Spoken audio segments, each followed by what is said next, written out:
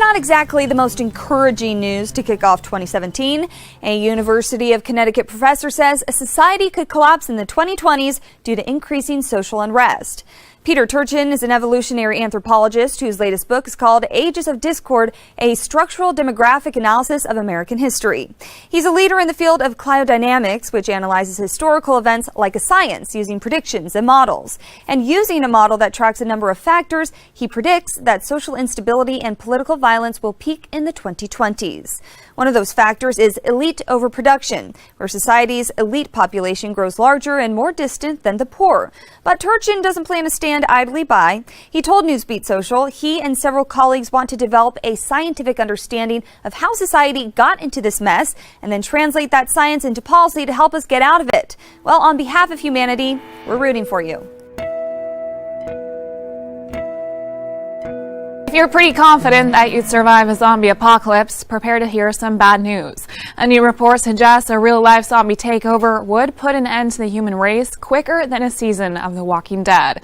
Students at the UK's University of Leicester used a basic model to calculate how fast a contagious disease spreads through a population.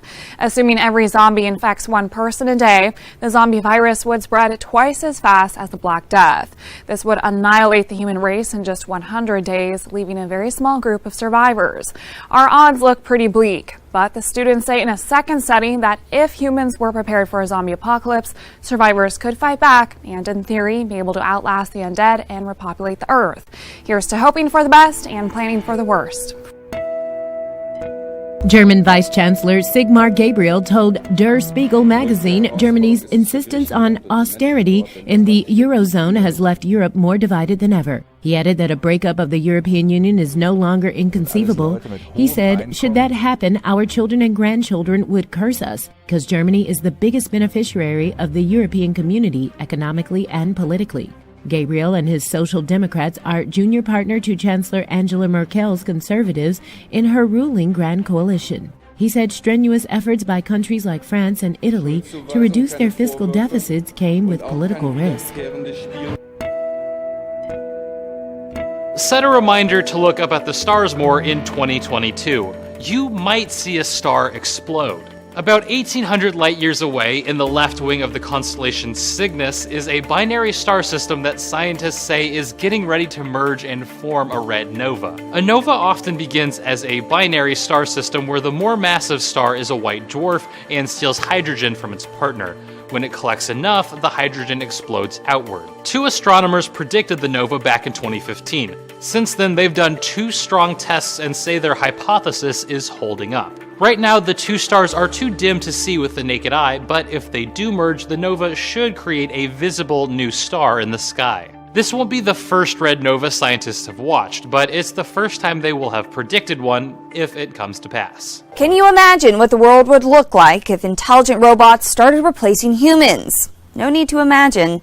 An insurance firm in Japan just fired more than 30 employees and gave their jobs to an artificial intelligence system that knows how to calculate insurance payouts. Fukuoka Mutual Life Insurance says it will increase productivity by 30%. It's also expected to save the company around $1.2 million a year, even though it will cost upward of $130,000 annually to maintain. The system will use IBM's Watson Explorer AI technology. IBM said the technology can think like a human in the sense that it can interpret unstructured text, audio, and video. This will be important because it'll need to read tens of thousands of documents like clients' medical histories before calculating payouts. It's being installed later this month. According to the World Economic Forum, robots and artificial intelligence could replace 5.1 million jobs by 2020. I'm not a robot.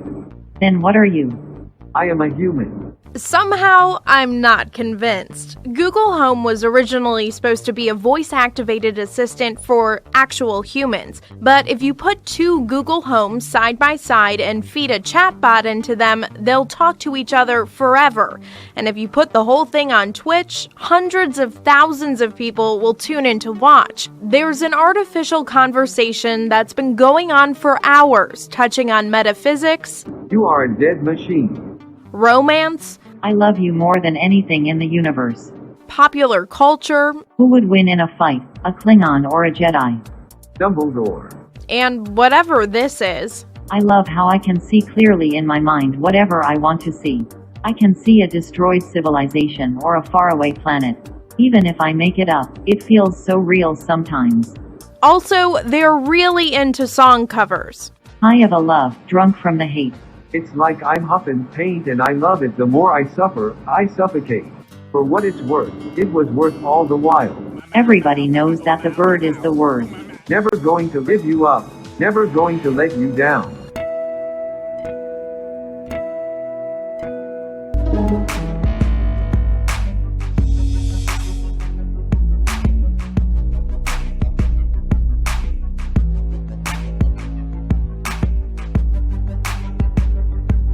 What was the score last night for the Detroit Red Wings game?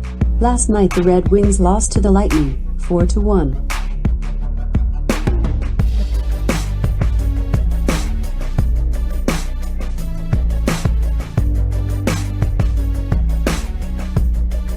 Where's the nearest coffee shop? Getting directions to eat and roast.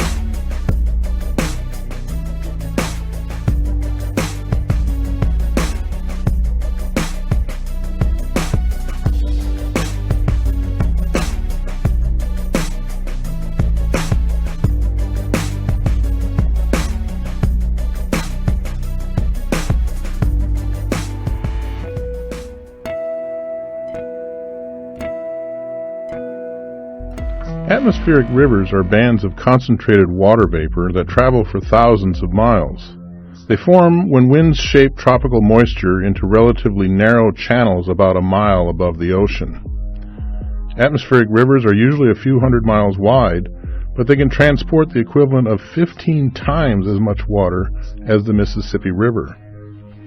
Although the phenomenon occurs around the globe, a well-known example of an atmospheric river is called the Pineapple Express, because it forms in the Pacific near Hawaii. How does one form? Typically, high pressure blocking the U.S. West Coast weakens and shifts away. A branch of the jet stream and a low pressure trough taps a deep plume of moisture from the tropics and funnels it into the West Coast. Deep low pressure, usually positioned off the Pacific Northwest, sends waves of storms ashore along a frontal boundary.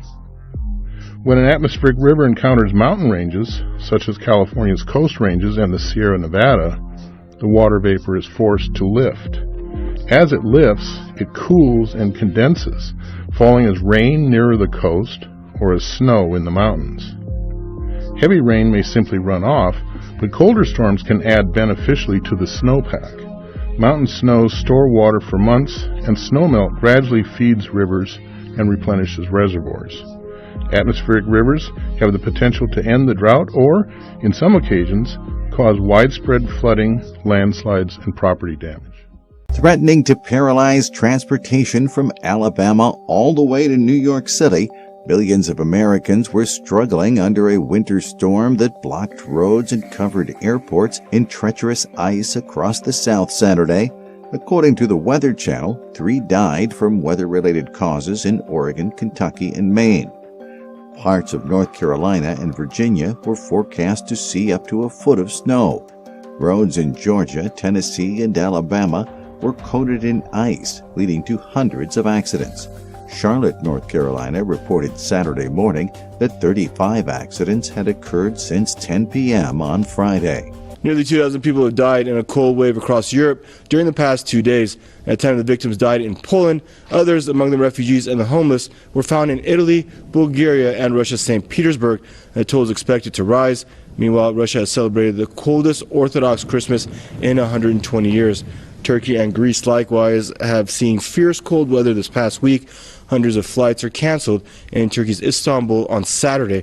The coldest temperature in Europe so far this winter was recorded on Friday in the Swiss village of La Brevine at minus 29.9 degrees Celsius. Now, the village's record of the coldest temperature ever was minus 40 degrees back in 1987.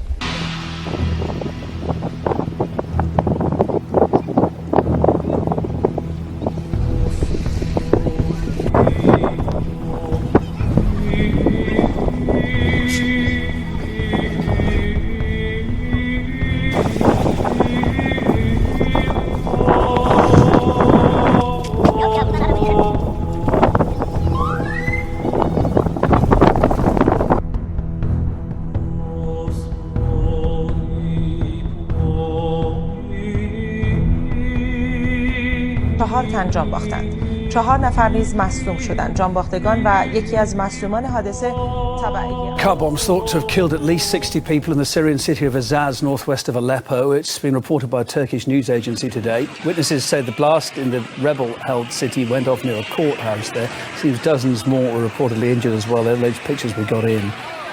Now, that development comes amid a nationwide ceasefire in Syria. On Friday, Russia's defense ministry announced it started withdrawing its armed forces from Syria after it says successfully completing its mission there.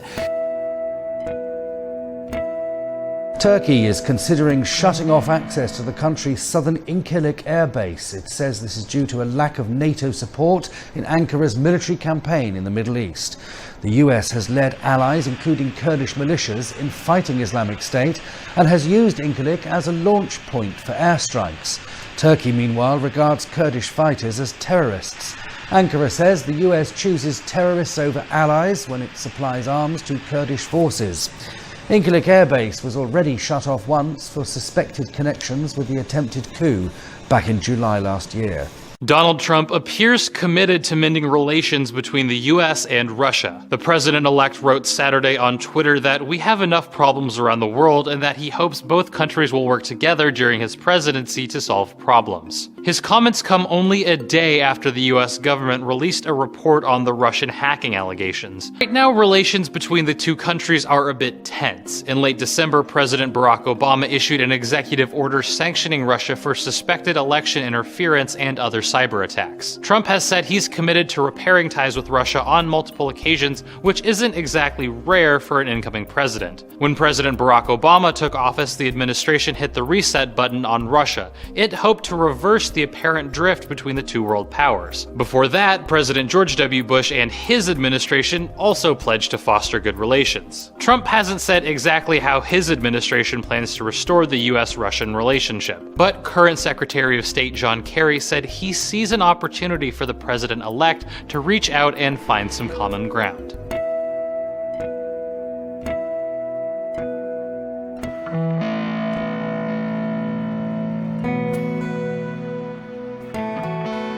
And now Israel has cut about $6 million in funding to the United Nations. Why? Over the Security Council's recent resolution against Israeli settlements.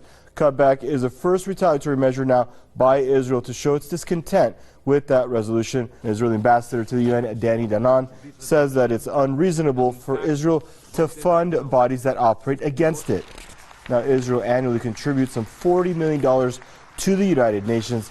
The announcement comes just a day after the U.S. House of Representatives unanimously condemned the UN resolution and criticized President Barack Obama for refusing to veto it. Taiwan President Tsai Ing-wen will make stops in Houston and San Francisco while traveling to visit allies in Latin America.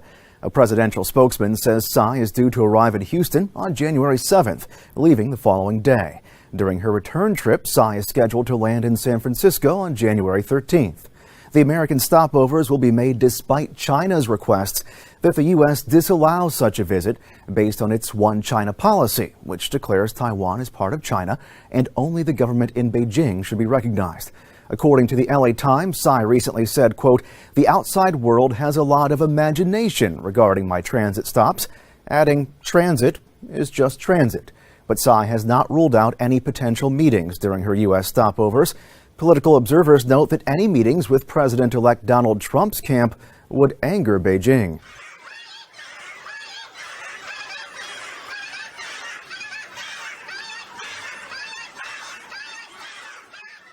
On Saturday, the United States is warning its citizens against visiting Gambia as part of their tourist destinations.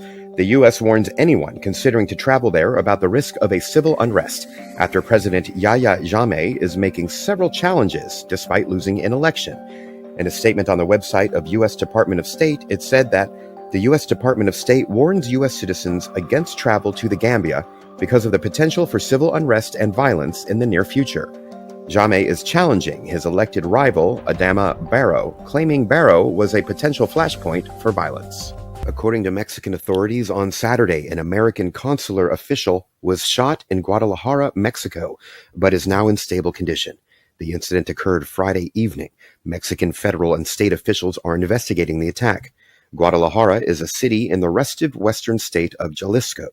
Jalisco is a main facet of the Mexican economy, but the state's southern border became a battleground between the Jalisco New Generation cartel and the Michoacan-based Knights Templar.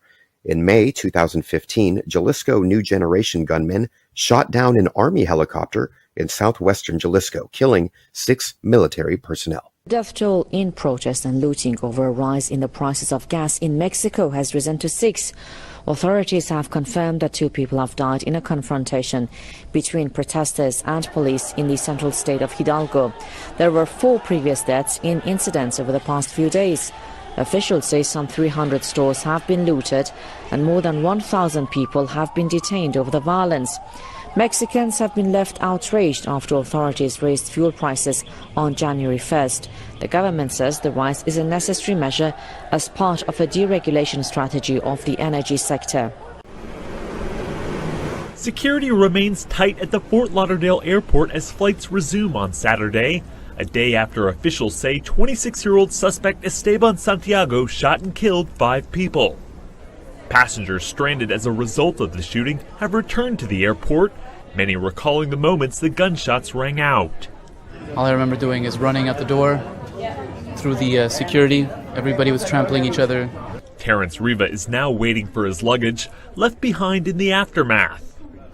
It was complete chaos, a mess, people scared for their lives.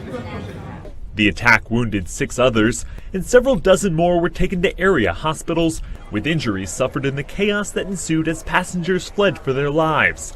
The terminal where the attack took place remains closed. Traveler Joanne Sutherland says she's not sure when she'll be able to fly home to Canada. I'm hoping to get a flight out of Miami on Wednesday afternoon. And until then, what are you going to do? They said there's just no hotel rooms available anywhere. I'm going to be right here. Here in the terminal with many others trying to get home safely. 10-year-old boy has been growing his hair for 2 years, all to help out a friend. Tyler Boone and 12-year-old Gabby Ruiz met 2 years ago at a family event in Florida. Tyler noticed that Gabby didn't have hair and wasn't playing with the other kids. When he learned she has medical conditions, including alopecia, an autoimmune disease that causes hair loss, he thought of a unique way to help her. Since he could grow hair, Tyler wanted to grow some for Gabby. So he's gone without a haircut for the past 2 years to make a wig for his friend. A photo shoot of 2 friends, Tyler Boone and Gabby Ruiz. I look and be like, Really? You may be able to see where the story's going. A lot of people always say, I'm a girl, yeah. No. Don't like that, do you? I kind of gotten used to it. Mistaken for a girl too many times to count because the boy with a big heart has been growing his hair for 2 years. I'm cutting my hair so I can give it to Gabby. So, I just want to make her happy. And Gabby, the girl with a perfect smile and bright eyes, has alopecia, a hair loss disorder. You can't get too much out of her, though. She's shy. I don't know. But she got the honor of cutting Tyler's 12 inches of hair. Was it hard to cut? Yeah. The 2 then went side by side over to the salon. Guess we're just following her. Where Tyler got to pick a new do. If the spike doesn't work, I'm gonna bust cut it. His hair going to a nonprofit, Children with Hair Loss, to make a wig for Gabby. After 30 minutes of buzzing, shaving, and cutting, with Gabby looking on, it's cool. Ta-da. Tyler looks like a whole new kid. My boo's so different. But he's still the same generous boy. He's a great person and it's amazing. But the truth is, they're both amazing. And maybe we can all learn something about giving from them. How'd you get so